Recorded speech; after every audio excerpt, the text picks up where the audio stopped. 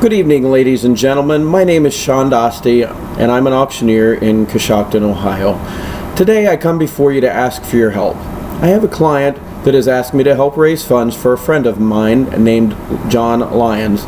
Now, I've known John for close to 10 years. He was a good car customer of mine, he was a tenant of mine, and he is a good friend. You know, John worked hard all his life as a truck driver for as long as I've known him. And this winter he was out driving his semi late at night when he had trouble with his rig. He pulled over, pulled out all the flares, the triangles, and did everything like he was supposed to, got under the truck and started looking for the problem.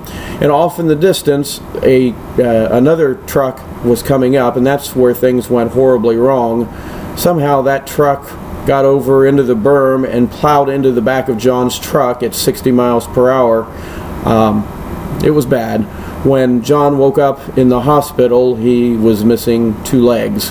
That's a horrible thing for anybody to go through. Anyhow, you know, John's gone through a lot here with that, and he's gone through physical therapy, he's gone through emotional therapy, and all those things, and he's home now and he's getting along quite well. As a matter of fact, I've stopped over and talked with him a couple of times. But you know, the loss of income has got to hurt.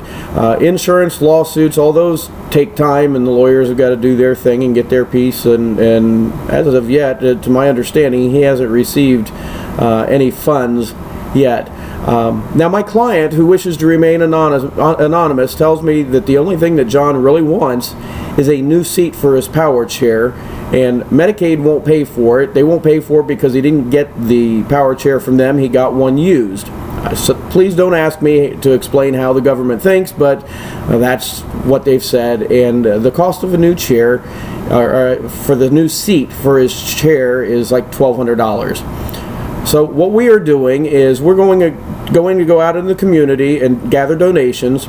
We're going to have a meeting at Alpha Bits and Bites at the corner of 6th and Browns Lane. That's tomorrow, Wednesday, May 27th at 7:15 p.m. or by the time most of you see it, it'll be today, Wednesday, May 27th at 7:15 p.m. if you'd like to volunteer and help us out. Additionally, I'm going to bring my regular traveling auction to Coshocton, and John's going to receive a portion of those proceeds.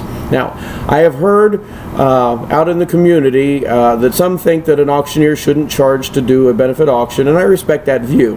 However, my client refuses to allow me to do it for free, so as usual, there will be a 12% buyer's premium on everything sold, but please don't think that all that money is going to come into my auction company, because it's not. I'm not at liberty to discuss with you exactly what the terms are, but the client has worked it out with me, and John's going to get a majority of all that. In fact, the items that are not donated, in other words, items that Vince and Richard bring, a portion of that's going to be going to John. Now, I realize some of you are very passionate, and if you're passionate that every dime you give goes directly to John, I'm going to help you out too. I'm going to open up a GoFundMe account for John, and all of your money, of course less the 8% or so that GoFundMe charges, will go directly to John.